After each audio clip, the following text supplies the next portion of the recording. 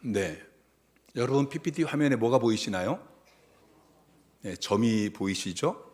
대부분 점이 보인다고 말씀을 하시는데 사실은 이 점은 아주 작습니다. 이 점만 있는 것이 아니고 하얀 여백이 굉장히 넓게 있죠. 여러분 이 큰 여백이 보이시나요? 조지 버트링 목사님이 사람들이 이 더 큰 여백을 보지 못하고 왜 작은 점만 보느냐, 그 이유가 무엇이냐, 감사하는 마음이 없기 때문이다 라고 이야기했어요. 제이 데니스 목사님이 쓰신 감사 테라피라는 책이 있는데 그 책에 이런 글이 나옵니다. 당신이 많은 세금을 내야 된다면 감사하십시오. 안정된 직장과 사업장이 있다는 말이기 때문입니다. 당신의 몸무게가 늘어 옷이 몸에 맞지 않으면 감사하십시오. 먹을 것이 넉넉한 인생을 살아오신 것입니다. 세탁할 옷이 집안 한 구석에 쌓여 있다면 감사하십시오. 당신에게 적어도 갈아입을 옷에 여유가 있다는 뜻이기 때문입니다. 당신에게 불평할 대통령이 있다면 감사하십시오. 언론의 자유가 보장된 나라에서 살고 있는 것입니다. 당신의 교회 뒷자리에 앉아있는 교우의 찬송 음정이 엉망으로 들려오면 감사하십시오. 당신은 청각이 정상이기 때문입니다. 하루해가 저물어 온몸이 나른하고 피곤하거든 감사하십시오. 당신은 오늘 하루를 생산적으로 사신 것입니다. 여러분이 서로 대꾸를 이루는 이 글을 보면은 앞에 있는 것은 작은 점과 같아요. 뒤에 있는 것은 하얀 여백 같죠. 크고 정말 감사한 일들이에요. 근데 대부분의 사람들이 이 크고 정말 감사한 이 여백은 보지 못하고 작은 점만 보면서 불평합니다. 눈이 좋지 않아서 이 작은 점을 볼 수 없는 사람은 안경을 끼워야 되죠.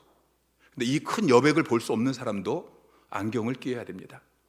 그리고 그 안경에는 특수 렌즈를 집어넣어야 되는데 바로 감사의 렌즈입니다. 오늘 본문은 여러분을 향한 하나님의 뜻이 있다고 말씀하고 있습니다. 그것이 무엇입니까? 여러분을 향한 하나님의 뜻, 그것은 범사에 감사하는 것입니다.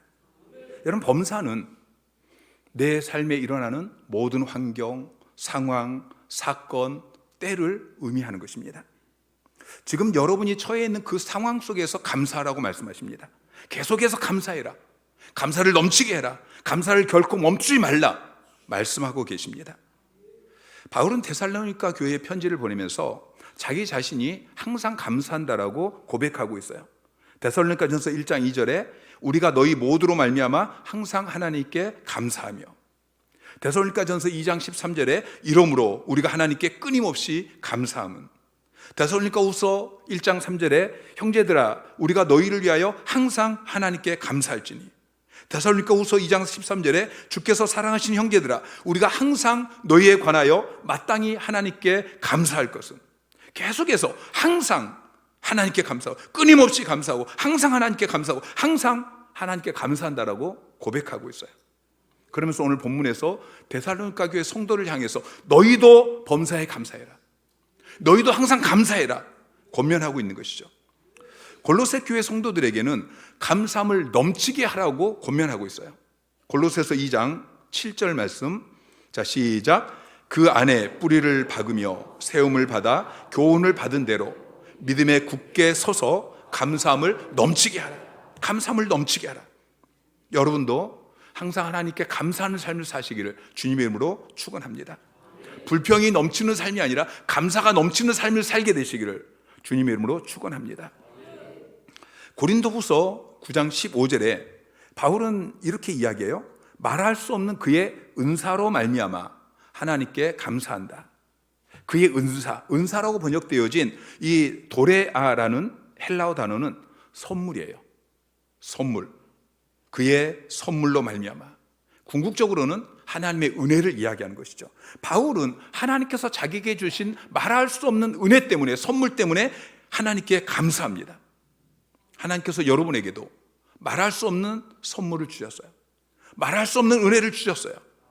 여러분의 모든 죄를 사해 주시고 여러분을 구원해 주셨어요. 이게 어떻게 말로 표현할 수 있겠습니까? 여러분 하나님 자녀 삼아 주셨어요. 여러분에게 가정을 주셨어요. 여러분에게 자녀를 주셨어요. 여러분에게 건강을 주시고, 여러분에게 일터를 주시고, 여러분에게 이 좋은 한 학교에. 왜 아멘이 없으세요? 네. 여러분, 이 좋은 한 학교를 여러분에게 주셨어요.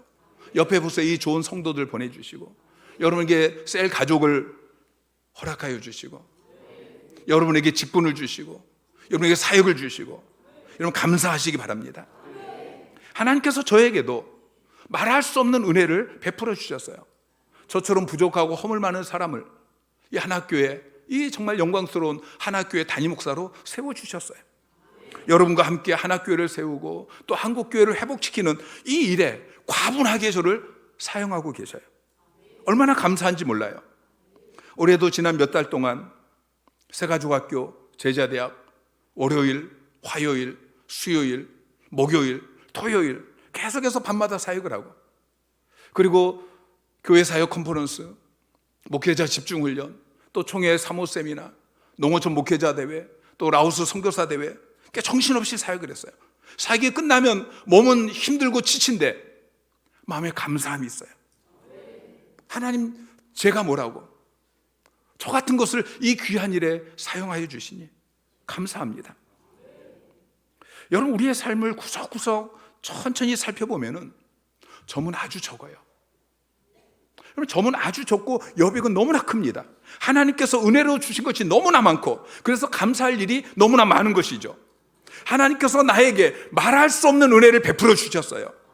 그런데 어떤 사람은 그 큰 여백은 바라보지 못하고 자꾸 작은 점만 찾아서 그것 가지고 하루 종일 불평하며 살아가는 것이죠. 여러분, 내게 없는 것 때문에 불평하지 마시고 지금 내게 주신 하나님의 은혜, 지금 내가 가지고 있는 이것을 누리시기 바랍니다. 그리고 감사하는 삶을 사십시오. 어떤 분은 이렇게 이야기할 수 있어요. 지난 한 해 아무리 돌아봐도 저에게는 감사할 일이 없어요. 이런 분들은 별일 없는 것에 대해서 감사하세요. 여러분, 오늘날 같이 이 혼란스러운 세상에서 별일 없이 하루를 지내는 것, 여러분, 이게 얼마나 감사한 일입니까? 하나님께서 나를 지키시고 도와주셔서 오늘 또 별일 없이 지나갔으니 하나님 감사합니다. 여러분, 한번 물어볼게요. 몸이 아파서 병원에 입원했어요. 병원에서 여러분 치료를 받는 게 얼마나 힘듭니까? 그런데 며칠 입원하고 그리고 잘 치료가 되어져서 퇴원했어요. 자, 감사합니까? 감사하지 않습니까? 감사하죠. 그런데 여러분, 병원에 입원했다가 퇴원하는 게 더 감사해요? 아니면은 병원에 입원하지 않는 게 더 감사해요? 입원하지 않는 게 더 감사하죠. 건강해서 병원에 가지 않는 게 더 감사한 거예요.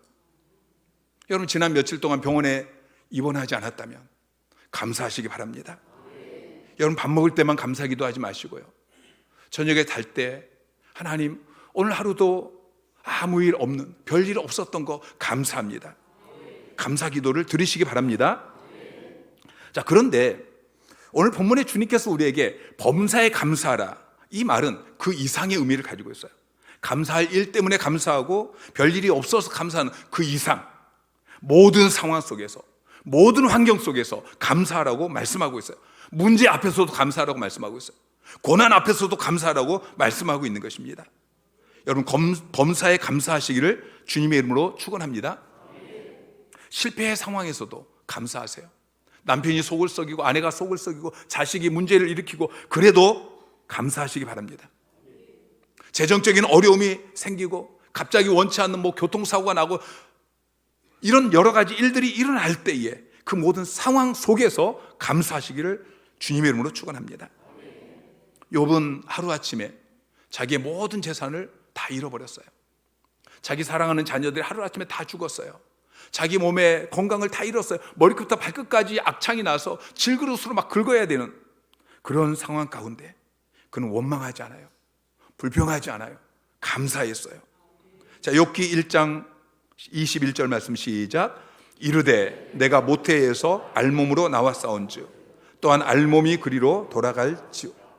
주신 이도 여호와시요 거두신 이도 여호와시오니 여호와의 이름이 찬송을 받으실지니라 하고. 자, 그 모든 상황 속에서 하나님 앞에 감사의 고백을 드리고 있어요. 일본에 미우라 아야코라는 여류 작가가 있었습니다.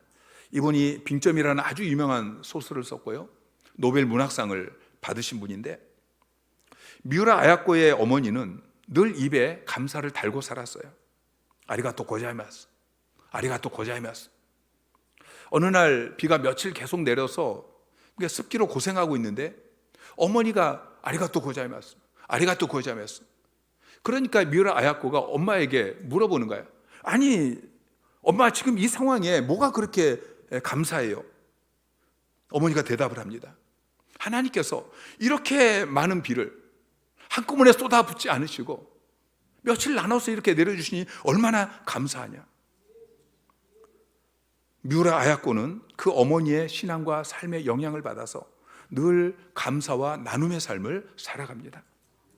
미우라 아야코는 반평생을 갖가지 질병으로 고통 가운데 지냈어요. 24살 때부터 폐결핵으로 13년을 거의 침대에 누워서 그렇게 살았습니다. 척추결핵, 심장질환 뿐만 아니라 만성질환을 몸에 달고 살았습니다. 근데 그 고통 속에 그분이 즐겨 암송했던 시가 있어요. 아프지 않으면 드리지 못할 기도가 있다. 아프지 않으면 듣지 못할 말씀이 있다. 아프지 않으면 접근하지 못할 성소가 있다. 아프지 않으면 우러러 볼 수 없는 거룩한 얼굴이 있다. 아프지 않으면 나는 인간일 수조차 없다. 미우라 아야코는 그 갖가지 질병의 고통 속에서도 감사의 고백을 드렸습니다. 그런 상황 속에서 어떻게 감사할 수 있을까요? 하박국 3장 17절 18절에 하박국 선지자는 이렇게 고백합니다. 비록 무화과 나무가 무성하지 못하며 포도나무에 열매가 없으며 감람나무에 소출이 없으며 밭에 먹을 것이 없으며 우리의 양이 없으며 외양간에 소가 없을지라도 나는 여호와로 말미암아 즐거워하며 나의 구원의 하나님으로 말미암아 기뻐하리로다. 하박국 선지자는 계속해서 없으며 계속 없다고 이야기하고 있어요. 포도나무에 열매가 없고 감람나무에 소출이 없고 밭에 먹을 것이 없고 우리의 양이 없고 외양간에 소가 없고 없을지라도 그러나 구원의 하나님으로 말미암아 기뻐한다고 고백하고 있는 것이죠. 우리는 이렇게 이야기합니다. 나를 힘들게 하는 그 사람을 보고 어떻게 기뻐할 수 있어? 사고가 났는데 어떻게 그 사고를 보고 감사할 수 있어? 여러분, 성경은 그 사람을 보고 감사하라고 말씀하지 않아요. 그 사건을 보고 감사하라고 말하지 않아요. 그 너머에 계시는 하나님을 향해서 감사라고 말하고 계시는 것입니다. 하박국 선지자가 열매가 없는 포도나무를 보고 감사한 게 아니에요. 소가 없는 외양간을 감사한 게 아니에요. 나의 구원의 하나님으로 말미암아 기뻐하고 감사했어요.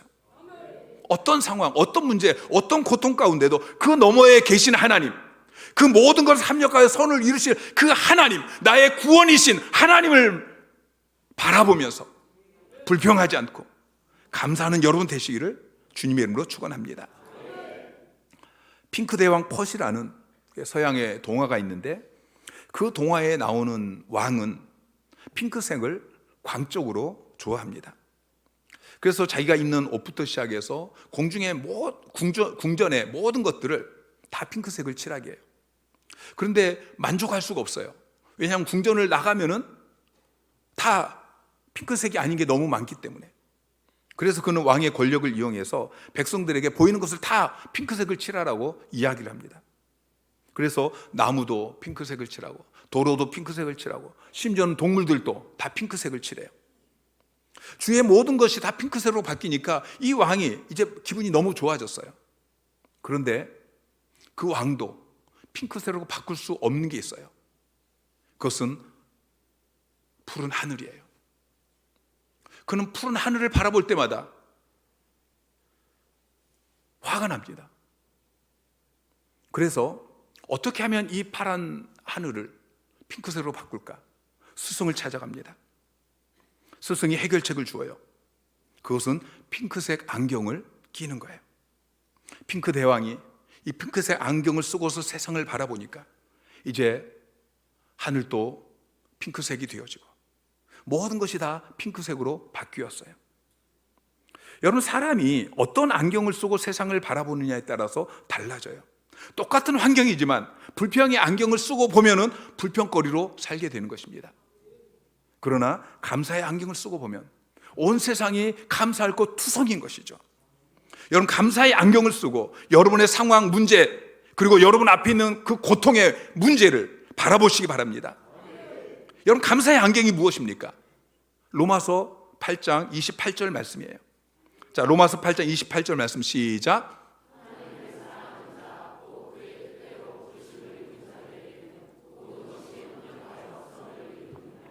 네, 성경을 읽을 때도 졸면서 안 읽으시는 분이 있어요. 자, 다시 읽습니다. 시작. 하나님을 사랑하는 자, 곧 그의 뜻대로 부르심을 입은 자들에게는 모든 것이 합력하여 선을 이루시느니라. 자, 하나님을 사랑하는 자, 곧 그의 뜻대로 부르심을 입은 자, 바로 여러분이에요. 여러분에게는 모든 것이 합력하여서 선을 이룬다. 여러분 앞에 놓여 있는 그 문제, 그 고통, 이것을 하나님께서는 합해서 선을 만드신다고 말씀하고 있어요. 여러분, 이 말씀을 믿으십니까? 여러분, 이 말씀을 믿으시고 이제는 이 말씀의 렌즈로 상황을 바라보시기 바랍니다. 여러분, 원치 않는 어떤 사고가 났을 때에 이 일이 내가 지금은 이해가 되지 않지만 그러나 퍼즐 조각이 다 맞추어져서 아름다운 그림이 만들어지는 것처럼 하나님께서 이 사고를 합력하여서 선을 이루실 거야. 여러분, 그러면 감사가 나오는 거예요. 여러분의 삶 가운데 결코 우연히 일어나는 일은 없습니다. 여러분의 삶은 하나님의 계획 안에 있는 거예요.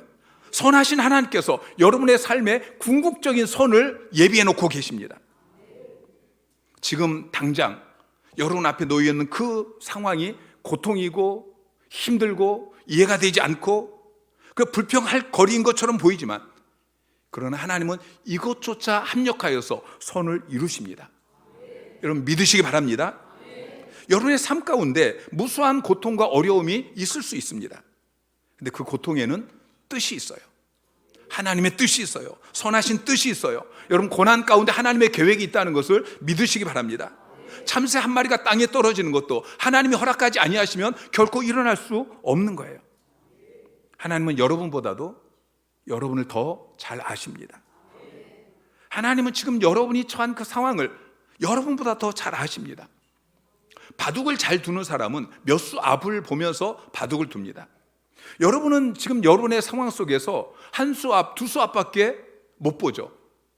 그런데 하나님께서는 마지막 수를 보고 계셔요. 그리고 그 모든 것이 합력하여서 결국은 선을 이루게 될 것입니다. 그래서 범사에 감사하는 삶을 사시기를 주님의 이름으로 축원합니다. 감사하면 행복해져요. 신명기 10장 13절 말씀 시작.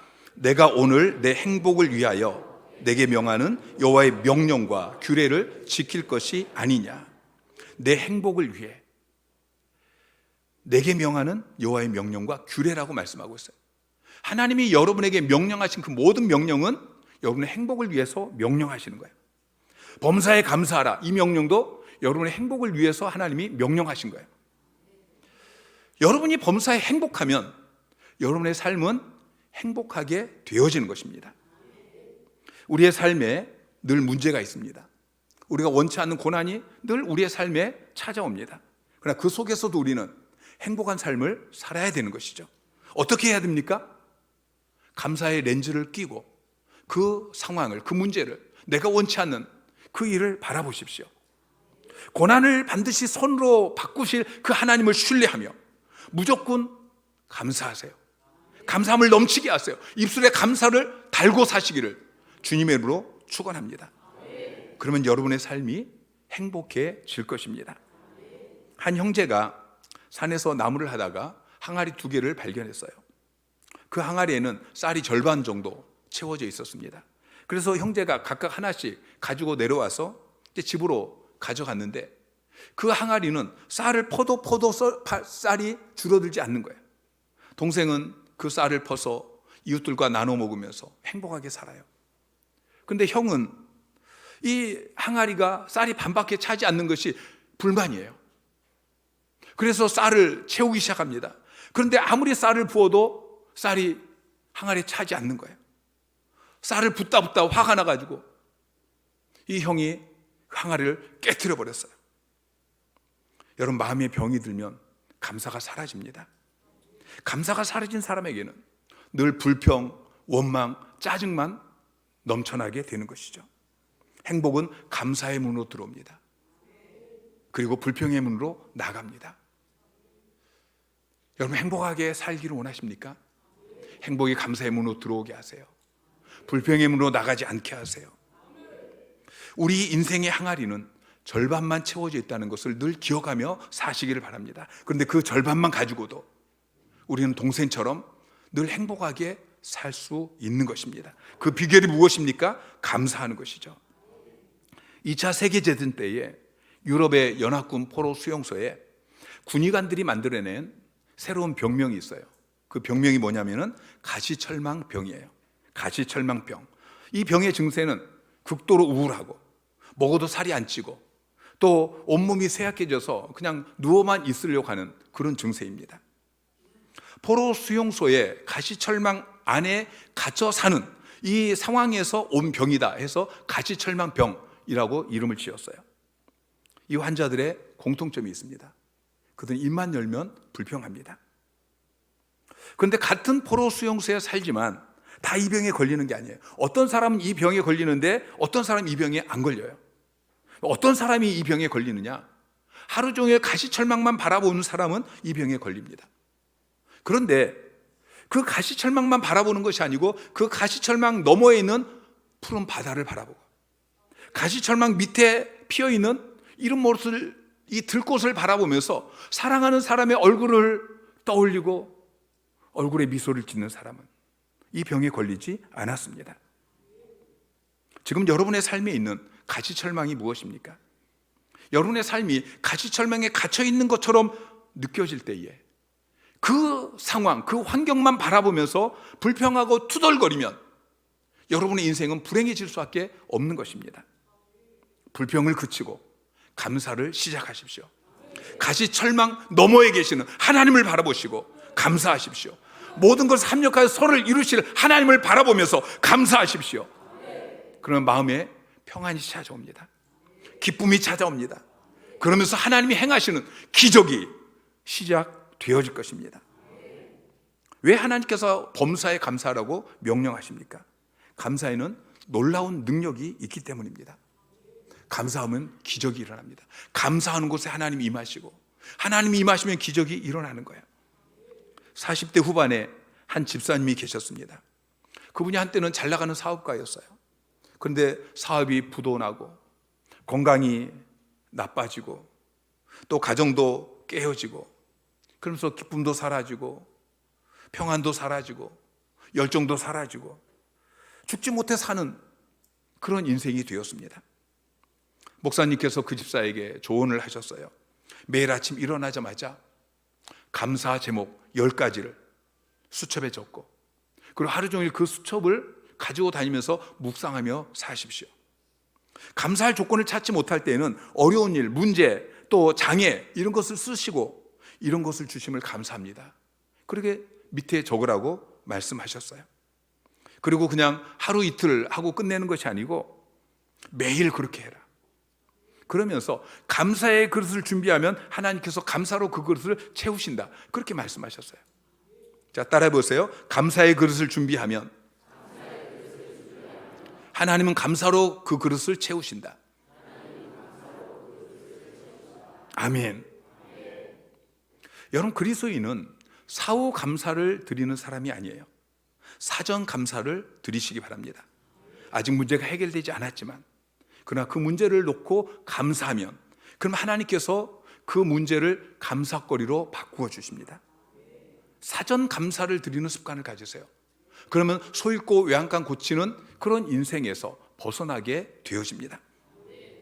이 집사님이 목사님께서 조언하신 대로 그렇게 살기 시작했어요. 며칠 지나지 않아서 상황이 호전되기 시작합니다. 먼저 기쁨이 회복되어져요. 건강이 회복되어져요. 삶의 활기가 뒤따라와요.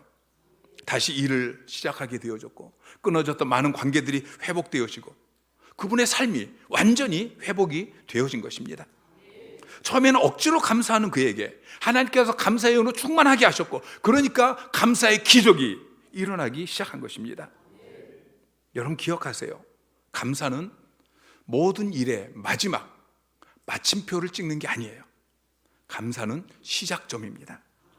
모든 일이 잘 되고 은혜가 많고 행복하고 그래서 감사하는 게 아닙니다. 감사가 끝이 아닙니다. 감사가 시작입니다.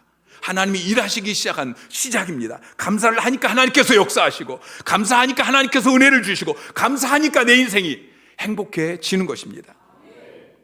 여러분, 요나를 보세요. 요나가 하나님의 명령에 불순종해서 다시스로 갑니다. 그런데 가다가 그 배가 큰 풍랑을 만나게 되어지고, 바다에 던져지고, 물고기 뱃속에 들어가게 되어지고, 여러분, 그때 요나의 마음에는 하나님을 향한 불평이 가득했을 것입니다. 그런데 그가 이렇게 기도해요. 요나서 2장 9절 말씀 시작. 나는 하나님께 감사하는 목소리로 주께 제사를 드리며 나의 소원을 주께 갚겠나이다. 구원은 여호와께 속하였나이다 하니라. 자, 요나가 지금 물고기 배에서 나와서 하나님 앞에 기도하는 게 아니에요. 지금 물고기 뱃속에 있어요. 하나님이 자기에게 주신 사명이 마음에 들지 않아서 하나님을 도망가고 있었어요. 그러다가 바다에 풍랑이 일어서 죽을 고생을 하다가 또 바다에 던져지고 물고기 뱃속에 들어갔어요. 여러분, 얼마나 지금 고통스럽겠어요. 그런데 그때 요나가 감사의 고백을 드려요. 나는 하나님께 감사하는 목소리로 주께 감사를 드리며, 그랬더니 10절에 여호와께서 그 물고기에게 말씀하시며 요나를 육지에 토하니라. 여러분, 상황은 다르지만 우리도 물고기 뱃속에 갇혀 있는 것 같은 그런 답답한 환경에 놓일 때가 많이 있습니다.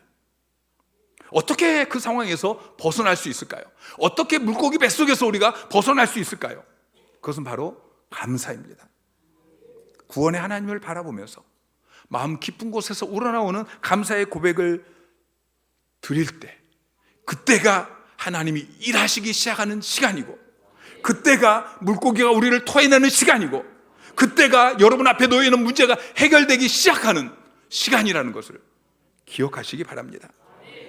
감사신앙에 있어서 구약의 대표적인 사람이 다윗입니다.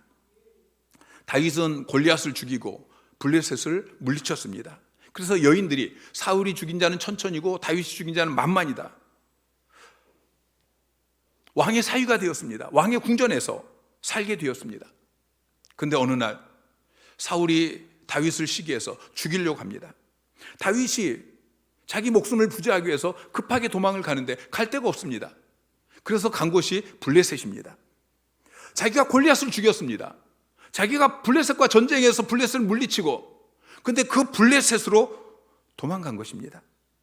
그런데 그 블레셋에서조차도 자기의 생명의 위협을 느끼고 미친 신용을 내면서 입에 침을 질질 흘리고 미친 사람 흉내를 내고 겨우 거기서 빠져나왔습니다. 갈 데가 없습니다. 광야를 헤매다가 거기에서 한 동굴을 발견하게 되어집니다. 그곳이 아둘람 굴이죠. 여러분, 광야는 사람이 살 수 없는 곳입니다. 낮에는 뜨거운 햇볕이 내리쬐고 밤에는 살을 애는 추위가 몰아치고 수시로 모래폭풍이 불고 뱀과 정갈과 맹수가 들끓는 그런 곳이 광야입니다. 그 광야를 한참 헤매다가 저 너머로 사이가 보이는 한 동굴을 찾아서 들어갑니다. 아둘람 굴, 그곳에 누워있다가, 여러분, 그곳에 누워있는 다윗을 한번 상상해 보세요. 세상 천지 어디에도 갈 곳이 없습니다. 광야의 동굴에 홀로 그렇게 남겨져 있습니다. 누워있던 다윗이 무릎을 꿇고 얼굴을 땅에 대고 하나님 앞에 기도하기 시작합니다. 그때 아마 눈물이 쏟아져 내렸을 것입니다. 그때 드린 기도가 시편 57편이에요. 시편 57편 1절, 다윗이 사울을 피하여 굴에 있던 때에 하나님이여 내게 은혜를 베푸소서, 내게 은혜를 베푸소서, 내 영혼이 주께 피하되 주의 날개 그릇 아래에서 이 재앙들이 지나가기를 피하리이다. 이 재앙들이, 그랬어요. 다윗은 자기 자신이 재앙들 가운데 있다라고 고백하고 있어요. 근데 그 속에서 다윗은 자기 마음을 확정합니다. 7절 말씀에 하나님이여 내 마음이 확정되고 내 마음이 확정되어 싸우니 내가 노래하고 내가 찬송하리이다. 9절에 주여 내가 만민 중에서 주께 감사하오며 문 나라 중에서 주를 찬송하오리이다. 주님, 내가 이 상황 속에서 불평하지 않겠습니다. 원망하지 않겠습니다. 낙심하지 않겠습니다. 내가 찬송하겠습니다. 내가 감사하겠습니다. 하나님, 내가 이 시간에 결단합니다. 내 마음을 확정합니다. 사랑하는 성도 여러분, 이 시간 여러분도 다윗처럼 마음의 결단을 하시기를 주님의 이름으로 축원합니다. 하나님, 내가 어떤 상황 속에서도 불평하지 않겠습니다. 감사하겠습니다. 결단합니다. 내 마음을 확정합니다. 그렇게 결단하는 여러분이 되시기를 주님의 이름으로 축원합니다. 그리고 여러분이 감사의 삶을 시작할 때에 다윗의 삶처럼, 요나의 삶처럼 그 감사가 하나님이 일하는 그 시작점이 되시는 여러분의 남은 인생이 되시기를 주님의 이름으로 축원합니다.